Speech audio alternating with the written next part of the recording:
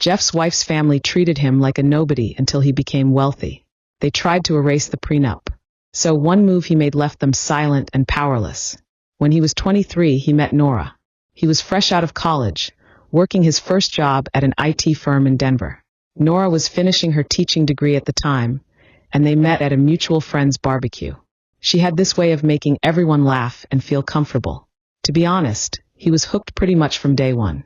Nora came from a well-off family. Her dad owned a few auto dealerships, and her mom ran a boutique in Boulder. They weren't mega rich, but they had the kind of money that made life easier. Jeff's family was solidly middle class. His dad was an electrician, his mom a nurse, and they raised him and his two brothers in a small but cozy house. They were never hungry, but things like vacations or new clothes were rare. Anyway, Jeff and Nora hit it off quickly. They started dating, and within a year, he knew she was the one. He proposed at a park where they used to hang out on lazy Sundays, and she said yes. Everything seemed perfect. Well, almost perfect. Her parents, especially her dad, weren't thrilled about him from the start. They made it clear they didn't think he was good enough for Nora. It wasn't outright hostility, more like subtle comments that reminded him of his place. Stuff like, "So Jeff, what's your 5-year plan?" Or, "Nora's used to a certain lifestyle." He ignored it because he loved Nora and she stood by him. When they started planning the wedding, her parents dropped the prenup bomb. Jeff remembered Nora's dad calling him into his office one evening after dinner. He had this serious look on his face like he was about to give life-altering advice. Instead, he handed him a thick stack of papers and said, "This is just a formality, Jeff. It's to protect Nora's future. I'm sure you understand." He didn't understand, and he didn't like it either. He felt insulted. Why did they assume he was going to take advantage of their daughter? He was barely making $40,000 a year at that IT job, but he had plans, big ones. He wanted to prove himself, not just to them, but to Nora and himself. Still, he didn't want to cause problems. So he took the papers home and read through them with a mix of anger and confusion. The prenup basically stated that if Nora and he ever divorced, he'd walk away with nothing but what he had earned himself. None of her family's money, none of the assets she might inherit, nothing. It was all about protecting her, not them. He hated every line of it. He brought it up to Nora, hoping she'd back him up. Instead, she said, "Jeff, it's not a big deal. It's just paperwork. It doesn't change how I feel about you." She was calm, but he could tell she felt stuck between him and her family. He didn't want to put her in that position, so he swallowed his pride and signed it. He told himself it didn't matter, because he wasn't marrying her for her family's money. Looking back, that was probably his first mistake, letting her parents set the tone for their marriage. But at the time, he thought he was doing the right thing. He figured they'd warm up to him eventually, and the prenup would be a non-issue, since they were building a life together from scratch. The wedding itself was beautiful, but also a bit awkward. His family and hers didn't mix well. His brothers and a few cousins showed up in suits they'd borrowed or bought on sale, while Nora's side looked like they'd stepped out of a country club catalog. There was no drama, but the divide was obvious. After they got married, they moved into a small apartment in Denver.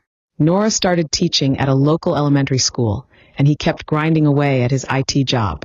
Those first few years were tough but rewarding. They budgeted carefully, cooked most meals at home, and saved every penny they could. Her parents would occasionally make comments about their tight budget, but they didn't care. They were happy. Still, the prenup lingered in the back of his mind. It wasn't like he thought they'd ever need it, but it symbolized something deeper.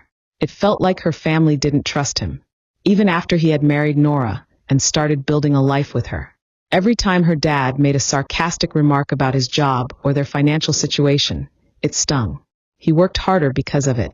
He wanted to prove them wrong, but the prenup never really went away. There were moments, small and fleeting, where it came up in conversation.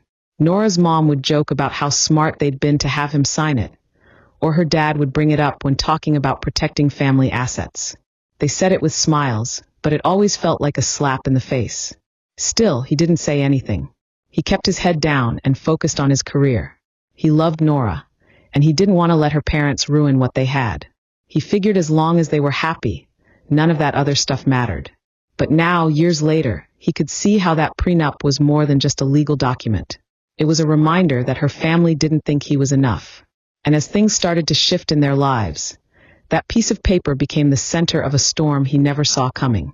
After a few years of grinding it out in his IT job, things started to change, but not overnight.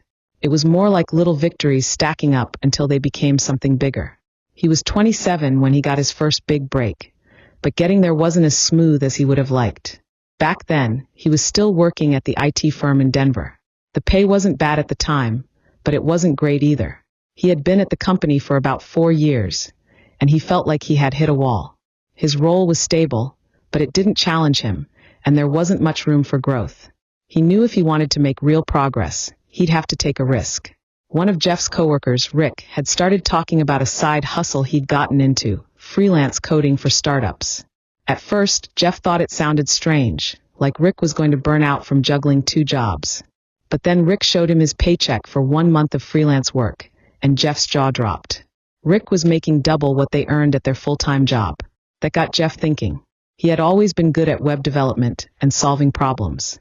He started spending his weekends brushing up on coding languages, learning frameworks, and working on side projects. Nora thought he was doing too much. "You're already working full-time," she'd say. "Why are you adding more work?"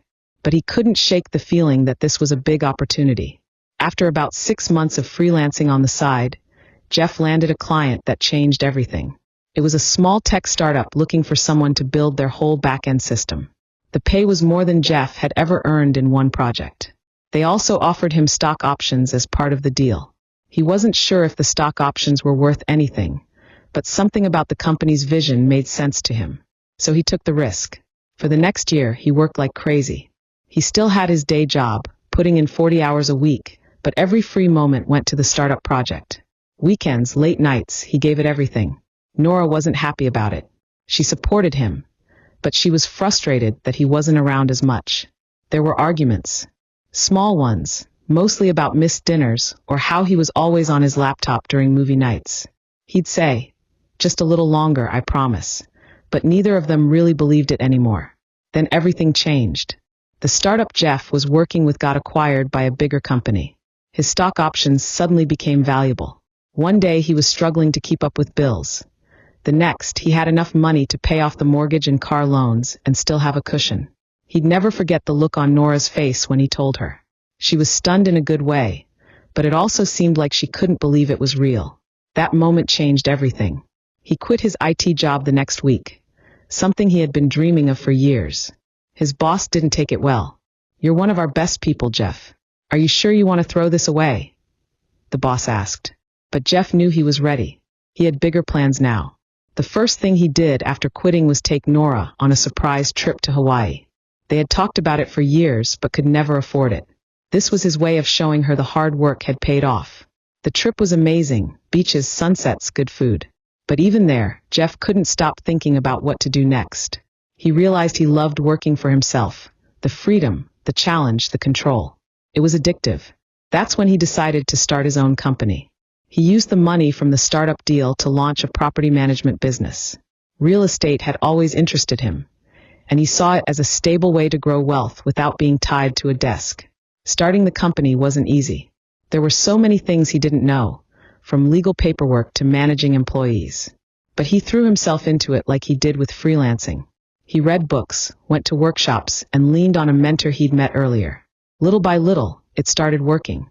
By the time Jeff was 30, his life had changed in ways he never expected.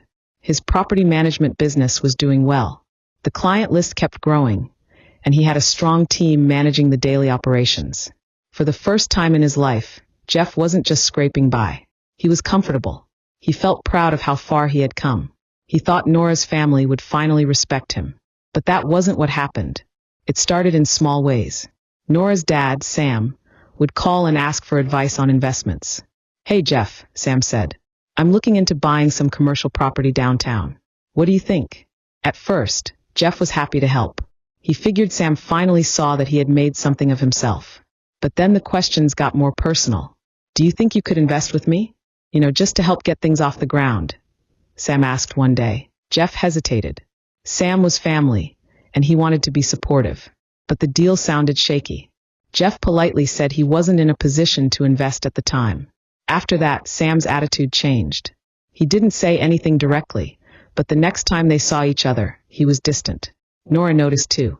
"Did something happen between you and my dad?" she asked. Jeff said, "Nah, he's probably just stressed about business stuff." But deep down, he knew Sam didn't like being told no.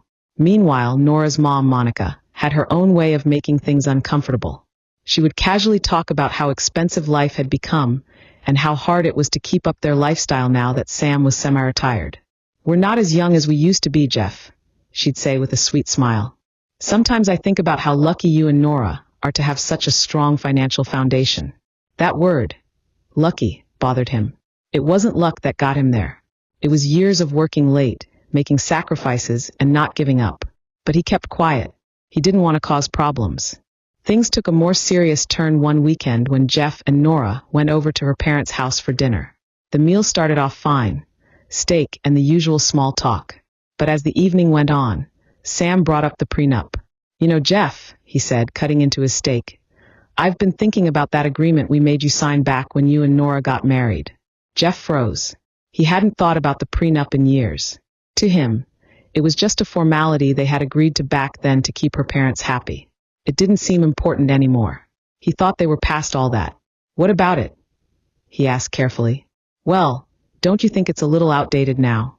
I mean, look at how successful you've become. You've built a great life for my daughter, and I respect that. But it seems unnecessary to keep that document in place now, doesn't it?" Jeff glanced at Nora, who was suddenly very interested in her mashed potatoes. It was clear she knew this was coming. "I don't know, Sam," he said, trying to sound calm. "It hasn't really been an issue for us. Why change something that's been working fine?" Monica joined in. "It's just that things are different now, Jeff. When you got married, we were trying to protect Nora's future. But now that you're doing so well, it feels like the prenup doesn't make sense anymore.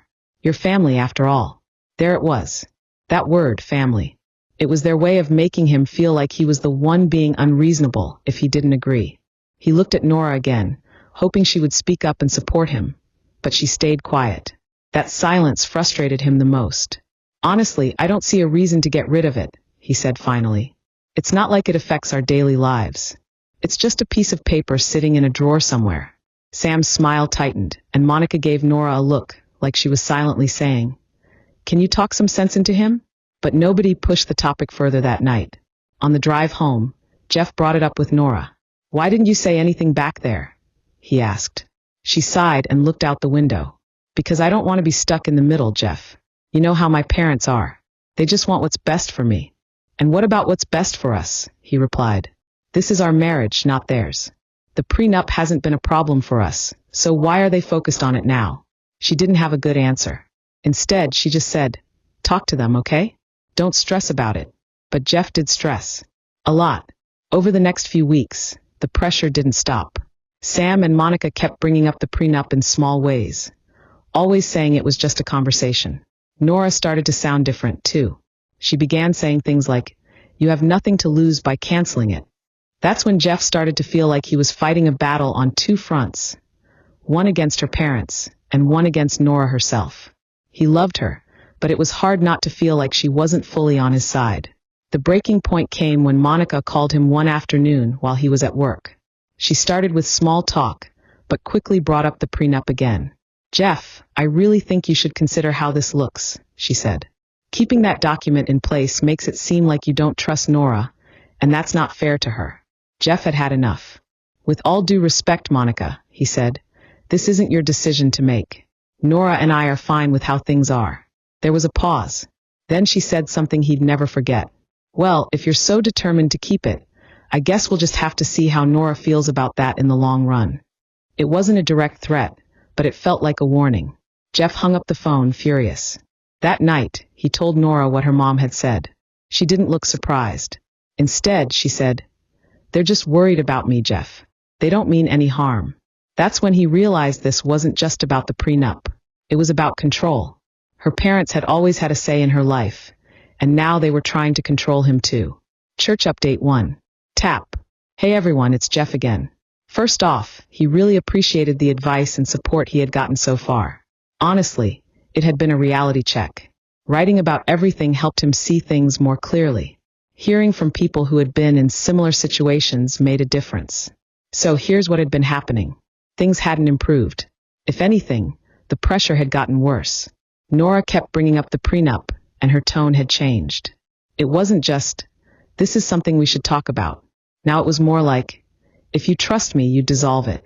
They had a few arguments about it. The last one got heated. "This isn't about trust, Nora," Jeff told her. "It's about your parents trying to control us." She didn't take it well. "Or maybe it's about you not trusting me," she said. "What kind of husband keeps something like this in place after all these years?" That one hurt. He told her, "The prenup hasn't been an issue for years. So why is it a problem now? The only thing that's changed is your parents seeing dollar signs." She called him paranoid. That had become her go-to response. At that point, Jeff knew they needed a serious conversation without any distractions. So he suggested they take a trip to the cabin they used to love.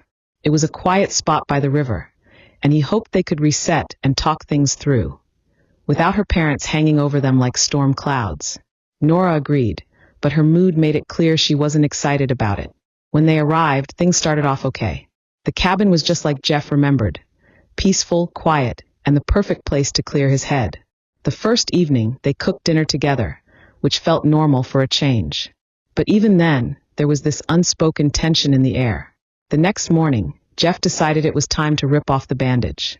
They were sitting on the dock, watching the river. He said, "Nora, I need to know what's really going on. Is this about us, or is this about your parents?" She sighed, not even trying to hide her annoyance. "Jeff, this is about us. My parents don't control how I think. I'm the one saying the prenup doesn't make sense anymore." He didn't believe that. "Come on, Nora. Let's not pretend your parents haven't been pushing this from the start. They're the ones who made me sign it, and now they're the ones trying to get rid of it. That's not a coincidence." She turned to him, her face serious. "Do you even hear yourself? You're acting like my parents are the villains here when all they want is what's best for me." "Best for you? What about what's best for us? This isn't their marriage, Nora. It's ours. And I'm not going to let them decide how we handle things." Then she said something that made his blood boil. "Maybe the issue isn't them, Jeff. Maybe it's you. Maybe you're so wrapped up in your own insecurities that you can't see how unfair this is to me." "Insecure?" he shot back. "You think I'm insecure because I don't want to tear up an agreement your parents insisted on? The same agreement they made me sign because they didn't trust me." She shrugged. "Well, if you can't trust me now, maybe we shouldn't even be talking about a future together." That hit him like a brick, but he didn't let it show. "Wow, so now you're threatening to leave because I won't bend to your parents' demands?" Real mature Nora. "It's not a threat, Jeff," she said, her voice cold. "It's just the truth.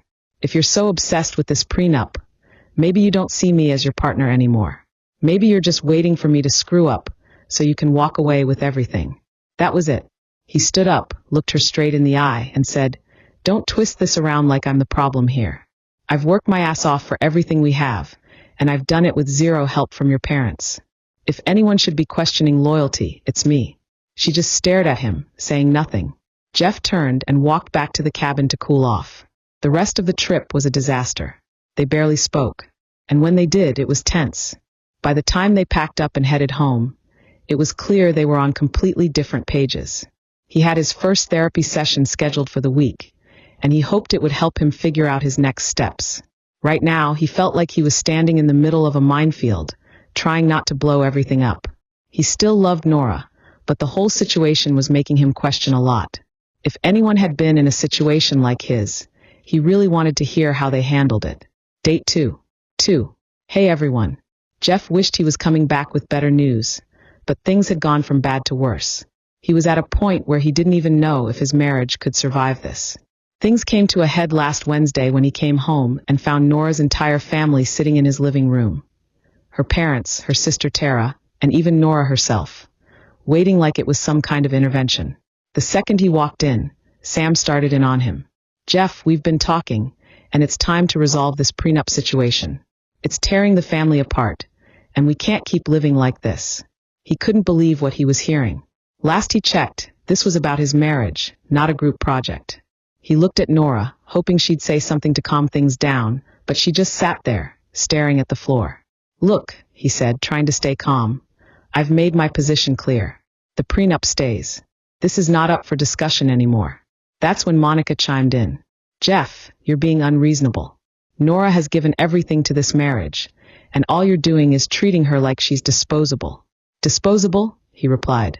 "I've spent years building a life for us while dealing with your constant interference. With all due respect, Monica, this isn't your business. Nora and I need to figure this out on our own." She didn't back down. "It is our business when it affects the family. If you cared about Nora, you'd see that keeping this prenup is hurting her." Before he could respond, Sam said something that made Jeff's blood run cold. "You're not the only one with options here, Jeff. Nora deserves to be protected. And if you can't see that, maybe this marriage isn't as strong as you think." It felt like a veiled threat, and he wasn't having it. "Are you seriously suggesting that my marriage depends on me tearing up a legal document your family made me sign? You've got some nerve, Sam." The room went silent after that. Jeff noticed Tara, Nora's younger sister, fidgeting uncomfortably. She always seemed like the quiet one, kind of shy and not really involved in the drama. He didn't think much of it at the time, but looking back, he realized he should have known something was up. Eventually, he told everyone to leave. He wasn't going to sit there and be ganged up on in his own home. Nora stayed behind.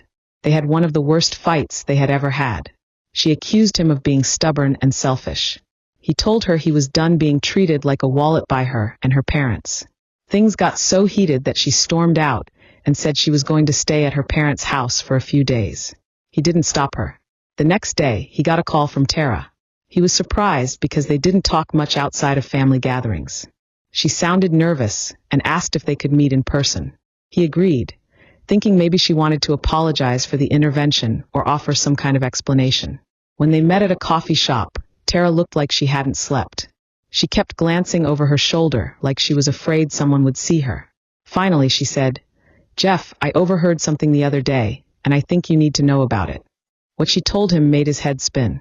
Apparently, Nora and her parents had been planning something behind his back for months. Tara had overheard them talking during a family dinner when they thought she wasn't around. "They were saying that the prenup has to go before Nora can leave you," Tara said, her voice shaking. "They said it's the only way she can get what she deserves." He couldn't believe what he was hearing. "Leave me? Why would she want to leave?" Tara hesitated, then dropped the real bombshell. "Because she's been seeing someone else. Her parents know Jeff. That's why they're pushing so hard to cancel the prenup. They think if she divorces you without it, she'll get nothing." It felt like the ground had been ripped out from under him. He asked Tara if she was sure, and she nodded. "I didn't want to believe it either, but I heard everything. They even talked about how to spin it, so it looks like you're the bad guy." Jeff sat there in shock, trying to process what she was telling him. Tara looked genuinely upset, and he could tell she wasn't lying. "Why are you telling me this?" he finally asked. She sighed. "Because it's not right, Jeff. You don't deserve this. I've always thought you were a good guy, and I hate how my family is treating you. I don't want to be part of it." He thanked her for telling him and promised to keep her out of it. After she left, he just sat there for what felt like hours, replaying everything in his head. The long nights he spent working, the arguments about the prenup, Nora's sudden change in attitude. It all made sense now. When he got home, he started going through their shared finances, looking for anything unusual. Sure enough, there were charges he didn't recognize. Restaurants, hotels, even a couple of jewelry stores. He hadn't confronted Nora yet, but he had started gathering evidence. He called his lawyer and told them everything. They advised him to stay calm and not make any rash decisions. But that was easier said than done. Right now, he was trying to figure out his next move. This felt like a betrayal on a level he never expected. He wasn't sure what was going to happen next, but one thing was for sure. The prenup wasn't going anywhere, and neither was his self-respect. If anyone had advice on how to handle this, he was all ears. Thanks for sticking with him through all of this. Tardy Update 3:10. Hey everyone, it was Jeff back for hopefully the last time. This whole ordeal had been a wild mess, but he had finally made it through to the other side. And let him tell you, it felt damn good to have his life back. After finding out everything from Tara, who, by the way, was the real MVP here, he got his ducks in a row fast. His lawyer, and he worked like a well-oiled machine. The evidence he had, Nora's infidelity, the shady charges, and even her parents' involvement, made the divorce process almost laughably easy. When he finally confronted Nora, she didn't even try to deny it. She cried, played the victim, and threw out every excuse she could imagine. "I felt so lonely while you were working all the time," she sobbed. You cared more about your job than me. He wasn't having it. He told her flat out. No, you don't get to blame me for your choices. I was busting my ass to give us a life most people dream of, and you threw it all away. At first, she tried to argue. Well, maybe if you'd paid more attention to me, I wouldn't have had to look elsewhere. That one hit hard, but he didn't let it show. He just said, no, you didn't have to do anything. You made a choice, and now you get to live with the consequences. The look on her face when he told her he had already filed for divorce was priceless. She tried to act shocked, like she couldn't believe he'd go through with it. Then she shifted gears, begging him to reconsider. We can fix this, Jeff. We can go to counseling, start fresh, whatever it takes. He told her there was no fixing this. The trust was gone, and her actions spoke louder than any apology ever could. Now let's talk about the prenup. Oh, that beautiful, life-saving document.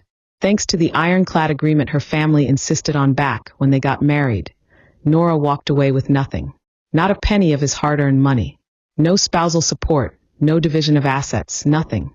Add her infidelity to the mix, and she didn't even have a leg to stand on legally. Her parents, of course, were furious. Monica called him multiple times, leaving long, ranting voicemails about how he was ruining Nora's life and how he needed to be the bigger person. The nerve of those people, right? He didn't bother responding. His lawyer told him to keep everything documented just in case they tried anything. But thankfully, they backed off pretty quickly once they realized they had no leverage. It wasn't long after that he found out the real reason they were so desperate to get rid of the prenup. Turns out Sam and Monica's financial situation wasn't as perfect as they pretended. Their business ventures had been bleeding money for years, and they were barely keeping their heads above water. That fancy lifestyle they flaunted? All smoke and mirrors. When Nora moved back in with them, the cracks in their perfect image started to show. She went from living in their beautiful home to crashing in her childhood bedroom. Gone were the designer clothes, spa days, and expensive dinners. From what he heard, they were all struggling to keep up appearances. But it was only a matter of time before the house of cards came tumbling down. And let's not forget her other guy. The man she thought she'd ride off into the sunset with. Yeah, he ghosted her as soon as things started falling apart. Tara told Jeff he was a serial dater who had no intention of settling down. He was just stringing Nora along for fun. And when he realized she didn't have access to Jeff's money, he dipped. So there she was. Jobless. Penniless. Stuck with her parents, who couldn't even help her out like they used to. Karma, right? He thought that would be the end of it, but of course, Nora couldn't let things go. A few weeks after the divorce was finalized, she showed up at his office unannounced. His assistant tried to stop her, but Nora pushed her way in. She looked rough. Her hair was a mess. She was wearing old, wrinkled clothes, and she had this desperate look in her eyes. Jeff, she said, tears streaming down her face. I made a mistake. Please, I need you to forgive me. He leaned back in his chair and just looked at her for a moment. Part of him wanted to laugh at the audacity, but mostly he just felt done. Nora, we've been through this. You didn't just make a mistake. You made a series of choices that destroyed our marriage. Forgiveness doesn't fix that. She tried every tactic in the book. She apologized, blamed her parents, promised she'd change, and even hinted at wanting to rekindle things. We can start over, Jeff. I'll do whatever it takes to make things right. But there was no way he was going back. Nora, you didn't just cheat on me. You planned to leave me while trying to take what I've worked for. That's not love, and it's definitely not something I can forgive. When she realized he wasn't budging, she got angry. You're going to regret this, Jeff. You're going to end up alone, and you'll realize you pushed away the one person who really cared about you. He just shook his head and said, Nora, you didn't care about me. You cared about the life I provided. Now you get to figure things out on your own. He called security to escort her out, and that was the last time he saw her. Since then, life had been a lot quieter. Tara and he still kept in touch. She apologized again for her family's behavior, but honestly, she didn't need to. She was the only one who had the guts to do the right thing, and he would always be grateful for that. As for Nora and her parents, he had heard through the grapevine that things were getting worse for them financially. Part of him felt bad for Tara because she was stuck in the middle. But for the rest of them, they made their bed, and now they got to lie in it. If there was one thing he had learned from all this, it was the importance of standing his ground.